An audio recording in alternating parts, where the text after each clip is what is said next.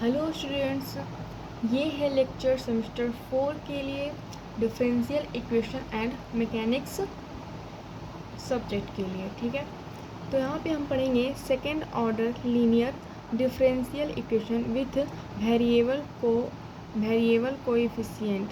ठीक है, यानी कि सेकेंड ऑर्डर का जो लीनियर डिफरेंशियल इक्वेशन रहेगा किसके साथ, वेरिएबल कोएफिशिएंट के साथ, उसे हम कैसे सॉल्व करेंगे। ठीक है, The general form of linear differential equation of second order may be written as, यानी कि जो linear differential equation का second order का सामान्य रूप रहेगा वो कुछ इस प्रकार रहेगा, d2y बटा dx square plus p dy बटा dx plus qy equal to r, where जहाँ p q and r are function of x only, यानी कि p q और r केवल और केवल x का फंक्शन होगा। आइए एक मेथड से क्वेश्चन को सॉल्व करने के लिए सीखते हैं। एक मेथड है by changing the independent variable.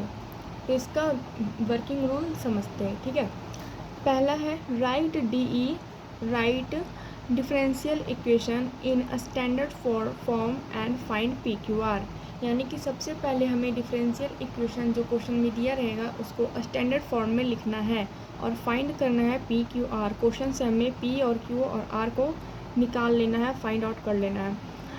दूसरा है putting Z equal to F X such that D Z बटा D x square equal to mod Q, यानी कि उसके बाद क्या करेंगे, putting Z equal to F X, यानी कि Z equal to F x put करेंगे जहाँ पे जिससे कि डी जेड बटा डी एक्स का whole square equal to mod Q आ जाए। ठीक है, तीसरा है changing the independent variable from x to z y z equal to f of x. ठीक है, यानी कि changing the independent variable from x, यानी कि जो x का इंडिपेंडेंट वेरिएबल है उसको z में चेंज करेंगे, किसके through, by z equal to f of x, इसके थ्रू चेंज करेंगे। ठीक, x के फंक्शन को z के फंक्शन के रूप में बदल देंगे। ठीक है, वी हैव d2y बटा d z square plus p1 dy बटा d z plus q1 y equal to r1, कि जब हम चेंज कर देंगे x के फंक्शन को z के फंक्शन में, तब हमें क्या प्राप्त होगा, d2y बटा d z x square z square plus p1 dy बटा d z plus q1 y equal to r1। ठीक है, x के फंक्शन को z के फंक्शन में चेंज करने पे हमें ये प्राप्त होगा। ठीक है, ये वाला। उसके बाद यहाँ पर वेयर जहाँ p1 इक्वल टू d2z बटा D x square plus p D Z by D x बटा डी जेड बटा डी एक्स का होल स्क्वायर और q1 इक्वल टू q बटा डी जेड बटा डी एक्स का होल स्क्वायर और r1 इक्वल टू r बटा डी जेड बटा डी एक्स का होल स्क्वायर होगा यहाँ पर। ठीक है, इस इक्वेशन में। ठीक है, इस इक्वेशन में चौथा है वर्किंग रूल का, solve the differential equation for y। किसके लिए सॉल्व करना है, y के लिए, विच is the function of z, जो किसका फंक्शन होगा, z का फंक्शन होगा। ठीक है, पांचवा है put z equal to F x, put z equal to f of x and we get y which is the situation of differential equation. Okay, तो आइए इस वर्किंग रूल को हम एग्जाम्पल के थ्रू समझने की कोशिश करते हैं। एक क्वेश्चन है, सॉल्व करना है x d2y बटा D x square minus dy बटा D x plus 4x cube y equal to x की पावर 5। ठीक है, तो इसका हमें मान ज्ञात करना है। ठीक है, तो क्या करेंगे, सबसे पहले वर्किंग रूल को ध्यान में रखना है। ठीक है, वर्किंग रूल को क्या रखना है, ध्यान में रखना है। तो हम लोग सॉल्यूशन में क्या करेंगे, सबसे पहले देखेंगे कि क्वेश्चन को हम कैसे एक सरल रूप में स्टैंडर्ड फॉर्म में लिख सकते हैं। ठीक है, तो यहाँ पर देखिए, यहाँ पे सभी जगह क्या है, x कॉमन है, यहाँ पे x कॉमन है, यहाँ पे भी x क्यूब है तो यहाँ x कॉमन है और यहाँ पे भी x पावर 5 है तो x कॉमन है। ठीक है, तो क्या करेंगे, x से दोनों तरफ भाग करने पर।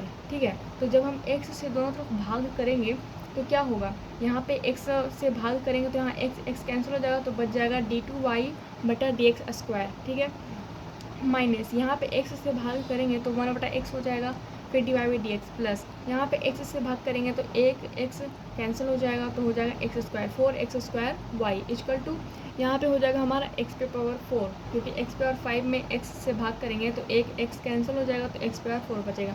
तो इसे हम इक्वेशन 1 मान लेते हैं। वेयर तब अब क्वेश्चन से हमने स्टैंडर्ड फॉर्म तो निकाल लिया, अब क्या करेंगे, यहाँ पे क्या लिखा हुआ है वर्किंग रूल में, सबसे पहले हम स्टैंडर्ड फॉर्म निकाल लेंगे। हमने स्टैंडर्ड फॉर्म निकाल लिया, अब क्या करेंगे, फाइंड आउट करेंगे किसे, PQR को। तो यहाँ पे PQR हमें ज्ञात करना है। तो वेयर P इक्वल टू क्या है -1/x, यहाँ P क्या है -1/x है, Q क्या है 4x² है और R क्या है x पावर 4 है। ठीक है, पुट अब वर्किंग रूल को ध्यान रखना है। तो अब वर्किंग रूल में क्या कह रहा है, putting z equal to f of x such that dz by dx का whole square equal to mod q। ठीक है, तो वैसा ही सेम टू सेम यहाँ लिखेंगे, putting z such that dz by dx का whole square equal to mod q। ठीक है, तो यहाँ पे सेम ये लिखेंगे। मॉड q का वैल्यू क्या है 4x² है मॉड q यानी कि मॉड यहाँ पे क्यों है, यानी कि q का वैल्यू प्लस में भी आ सकता है और माइनस में भी आ सकता है, लेकिन हमें हमेशा इसे प्लस में ही लिखना है, पॉजिटिव में ही लिखना है। ठीक है, तो यहाँ पे q का वैल्यू क्या है 4x² है, तो यहाँ पे हो जाएगा dz बाई dx का whole square equal to 4x²। ठीक है, अब यहाँ पे हमें dz बाई dx का वैल्यू निकालना है। तो यहाँ पे क्या होगा, स्क्वायर हटेगा तो यहाँ रूट चढ़ेगा। ठीक है, अंडर रूट चढ़ेगा तो अंडर रूट 4x² का वैल्यू क्या होता है 2x होता है। तो यहाँ पे हो जाएगा dz by dx equal to 2x। अब हम dx को मल्टीप्लाई में ले जाएंगे तो हो जाएगा dz equal to 2x dx। ठीक है, dz equal to 2x dx हो जाएगा। उसके बाद हम क्या करेंगे, ऑन इंटीग्रेशन करने पर क्या होगा, दोनों तरफ इंटीग्रेशन करेंगे तो हो जाएगा integration dz equal to integration 2x dx। ठीक है, अब dz का इंटीग्रेशन क्या होता है dz होता है, और यहाँ पे 2x का इंटीग्रेशन क्या होगा 2x² 2 होगा, तो 2 से 2 कैंसिल हो जाएगा और z इक्वल टू x² हमारा आ जाएगा। ठीक है, तो यहाँ पे कह रहा था ना कि हमें z का वैल्यू निकालना है। ठीक है, फाइंड z करना, z हमने निकाल लिया। Now changing the independent variable from x to z by the relation z equal to x²। ठीक है, by the relation z equal to x²। देखिए यहाँ पर, देखिए now changing the dependent variable from x to z by the relation z by x²। यहाँ पे क्या z का वैल्यू क्या आया, z इक्वल टू x² आया, तो by the relation z equal to x²। इसके थ्रू, इस रिलेशन के थ्रू हम क्या करेंगे, x को z के फंक्शन में कन्वर्ट कर देंगे। ओके, अब वर्किंग रूल के अकॉर्डिंग जब कहा गया था कि जब x को z के फंक्शन में हम क्या करेंगे, चेंज करेंगे, तो कौन सा मतलब इक्वेशन आएगा, ये इक्वेशन आएगा d2y/dx² plus p1 dy/dz plus q1 y equal to r1। तो इसे हम इक्वेशन 2 मान लेंगे। ठीक है, वेयर यहाँ पे वेयर p1 इक्वल टू, तो ये फार्मूला तो वर्किंग रूल में लिखा हुआ ही था, यहाँ पे हमें क्या करना है, सिर्फ इसका वैल्यू पुट कर देना है। तो चूँकि पीछे जो हमने निकाला है dz बाई dx क्या था, अंडर रूट जो निकाले थे हम, तो dz by dx equal to 2x आया था। ठीक है, तो जब 2x आया था और इसका जब हम डिफ्रेंशिएशन करेंगे यानी कि d2z बाई dx² निकालेंगे तो 2 आएगा, तो यहाँ पे हम डायरेक्ट 2 लिख दिए। ठीक है, उसके बाद p का वैल्यू क्या था -1/x था, और dz बाई dx का वैल्यू क्या था, देखिए यहाँ पे dz बाई dx का वैल्यू 2x है, तो यहाँ पे फिर बटा dz बाई dx का होल स्क्वायर क्या था 4x² था। ठीक है, dz बाई dx का होल स्क्वायर 4x² था, तभी तो dz by dx equal to under root 2x आया। ठीक है, मतलब अंडर रूट जब निकाल ले तो हम dz by dx equal to क्या आया 2x आया। ठीक है, तो यहाँ पे 2x से x कैंसिल हो जाएगा, उसके बाद 2 को मल्टीप्लाई करेंगे -1 से, तो हो जाएगा 2 - 2 बटा 4x² इक्वल टू 0/4x² यानी कि 0। ठीक है, तो हमारा जो था ये 0 आ गया।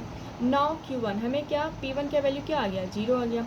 अब हमें q1 ज्ञात करना है। ठीक है, तो q1 इक्वल टू q बटा dz बाई dx का होल स्क्वायर, ये क्या था फॉर्मूला था, ऑफ कोर्स ये वर्किंग रूल में फॉर्मूला लिखा हुआ था। आगे हमें q का वैल्यू पुट करना है, तो है q का वैल्यू 4x² और dz बाई dx का x यानी कि dz बाई dx का होल स्क्वायर का वैल्यू भी 4x² था पीछे के अकॉर्डिंग। ठीक है, फिर यहाँ पे ये दोनों आपस में कैंसिल हो जाएगा, तो हो जाएगा q1 इक्वल टू 1।